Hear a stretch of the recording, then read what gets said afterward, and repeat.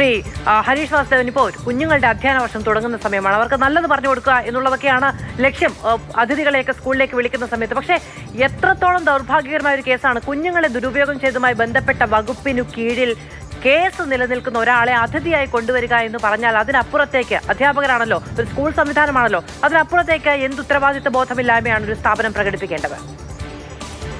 ഓരോ പ്രദേശത്തും ഈ സ്കൂളുകളുടെ പ്രാരംഭ നടപടികൾ ചെയ്യുമ്പോൾ വിളിക്കുന്ന ഗസ്റ്റുകളെ സംബന്ധിച്ച് വാസ്തവത്തിൽ വിദ്യാഭ്യാസ വകുപ്പ് നേരിട്ട് തന്നെ ഒരു ഗൈഡ് ലൈൻ പുറത്തിറക്കേണ്ട അത്യാവശ്യമുണ്ട്. കാരണം നമ്മളിത് ഇന്നും ഇന്നലെയും കാണാൻ തുടങ്ങിയതല്ല. വർഷങ്ങളായിട്ട് ഇത്തരത്തിലുള്ള പല തരത്തിലുള്ള കുട്ടികൾക്ക് മോശം അറിവുകൾ പറഞ്ഞു കൊടുക്കുന്ന, അല്ലെങ്കിൽ സമൂഹത്തിൽ വളരെ മോശമായിട്ടുള്ള റിഗ്രസീവ് ആയിട്ടുള്ള നിലപാടുകൾ സ്വീകരിച്ചിട്ടുള്ള ആളുകളെ ഗസ്റ്റായിട്ട് വിളിക്കുന്ന ഒരു സമീപനം നമ്മൾ മുമ്പും കണ്ടിട്ടുണ്ട്. പക്ഷേ ഇത് അതിന്റെ ഏറ്റവും മോശമായിട്ടുള്ള, ഒരുപക്ഷെ സംഭവിക്കാവുന്നതിൽ ഏറ്റവും മോശമായിട്ടുള്ളൊരു കാര്യമാണ് പോക്സോ കേസിൽ പ്രതിയായിട്ടുള്ള ആളുകളെ. കാരണം ഒരാൾ പ്രതിയാവുന്നു എന്നത് അയാൾ കുറ്റവാളിയാണ് എന്ന് നിശ്ചയിക്കാൻ നമുക്ക് കാരണമല്ലെങ്കിൽ പോലും പ്രിക്കോഷനാണ് ഈ കാര്യത്തിൽ നമ്മൾ ആദ്യം സ്വീകരിക്കേണ്ട ഒരു സംഗതി. ഇത്തരം ഷെയ്ഡി ആയിട്ടുള്ള ക്യാരക്ടറുള്ള ആളുകളെ ഒരു കാരണവശാലും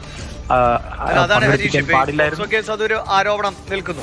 അതിനൊപ്പം തന്നെ ഇദ്ദേഹത്തിന്റെ സോഷ്യൽ മീഡിയ കണ്ടന്റുകളെ കുറിച്ച് അറിയാവുന്നതാണ്. അത് നോക്കിക്കഴിഞ്ഞു കഴിഞ്ഞാൽ അതെങ്ങാനും കുട്ടികൾ ഇൻഫ്ലുവൻസറായിട്ട് ആ സോഷ്യൽ മീഡിയ കണ്ടന്റുകൾ കണ്ടു കഴിഞ്ഞാൽ കുട്ടികൾ എന്ത് ചെയ്യുമെന്ന് പോലും നമ്മൾ അത്ഭുതപ്പെട്ടു പോകും. അപ്പോൾ ഈ അധ്യാപകരൊന്നും ഇതൊന്നും ഒരാൾ വരാൻ എങ്ങനെയാണ് ക്ഷണിക്കാതെ ഇത്രയും വലിയൊരു പരിപാടിയിൽ അധ്യാപകരൊന്നും അറിയാതെ ഒരാൾ വരുന്നതെന്ന് അത്ഭുതം തോന്നും. നമ്മുടെ പല പരിപാടികളിൽ ഇതുപോലെ ക്ഷണിക്കാത്ത അതിഥികൾ വരുന്ന വലിയ പ്രശ്നങ്ങൾ ഉണ്ടാക്കുന്നുണ്ട്.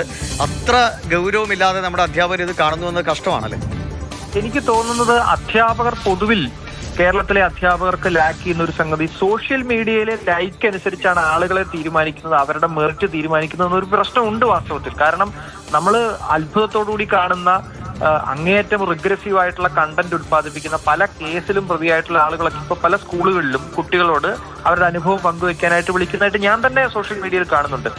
ഇത് ആരോടാണ് പറയുന്നത്? ഇപ്പോൾ തട്ടിപ്പ് നടത്തി പല കേസിലും പ്രതിയായിട്ടുള്ള ആളുകൾ സ്കൂളുകളിൽ പോയി അവാർഡ് കൊടുക്കുന്നത് നമ്മൾ കാണുന്നുണ്ട്. സംസ്ഥാന സർക്കാർ അത്തരം ആളുകൾക്ക് വേണ്ടി അവാർഡ് കമ്മിറ്റികളിൽ ഉൾപ്പെടുത്തുന്നത് നമ്മൾ കാണുന്നുണ്ട്. അപ്പൊ ഞാൻ പറയുന്നത് വിദ്യാഭ്യാസം, പ്രത്യേകിച്ച് കുട്ടികളുടെ വിദ്യാഭ്യാസത്തെ സംബന്ധിച്ചുള്ള, ഇപ്പോൾ ഹയർ എഡ്യൂക്കേഷനിലാണെങ്കിൽ നമുക്ക് ആളുകൾക്ക് തിരിച്ചറിവും ബോധവും ഉണ്ടായതിനു ശേഷം, പൗരന്മാരായതിനു ശേഷമാണ് നമുക്ക് പറയാം, അവർക്ക് വിവേചന ബുദ്ധി ഉണ്ടെന്ന് പറയാം. പക്ഷേ കുട്ടികളുടെ മുമ്പിൽ പ്രസന്റ് ചെയ്യുന്ന ആളുകൾ തീർച്ചയായിട്ടും സമൂഹത്തിൽ മാതൃകാപരമായിട്ടുള്ള ആളുകളായിരിക്കണം.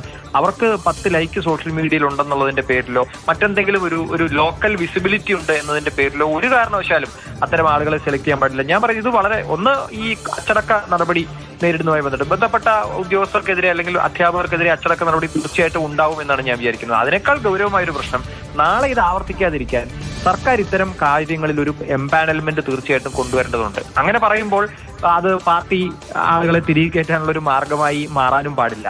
നമ്മുടെ സമൂഹത്തിൽ വിദ്യാർത്ഥികളുടെ മുമ്പിൽ പ്രസന്റ് ചെയ്യാൻ പറ്റുന്ന തരം പേഴ്സണാലിറ്റികളെ മാത്രമേ, അറ്റ്ലീസ്റ്റ് ആരെയൊക്കെ ഒഴിവാക്കണം എന്ന കാര്യത്തിലെങ്കിലും സർക്കാർ ഒരു ഗൗരവമായ സർക്കുലർ ഇതുമായി ബന്ധപ്പെട്ട് ഇറക്കിയില്ലെങ്കിൽ ഇത് വളരെ ഗൗരവം മറ്റ് സ്ഥലങ്ങളിലും അന്വേഷിച്ച് പോയാൽ ചിലപ്പോൾ കാണാൻ കഴിയും. അതുകൊണ്ട് ഒരാൾ കുട്ടികളുമായി സംവദിക്കാൻ വരുമ്പോൾ പോലീസ് ക്ലിയറൻസ് നിർബന്ധമാണ് എന്നുള്ളത് സത്യത്തിൽ അടിയന്തരമായി നടപ്പാക്കുന്നതാണ്. ലോക്കൽ പോലീസ് സ്റ്റേഷനിൽ നിന്ന് ഈ ആളെ സംബന്ധിച്ചുള്ള ഒരു പോലീസ് ക്ലിയറൻസ് കൂടാതെ കുട്ടികളുമായി സംവദിക്കാൻ ആളുകളെ വിടരുത് എന്നുള്ളത് വിദേശ രാജ്യങ്ങളിൽ, പ്രത്യേകിച്ച് യൂറോപ്യൻ രാജ്യങ്ങളൊക്കെ ഇത് വളരെ കർശനമാണ്.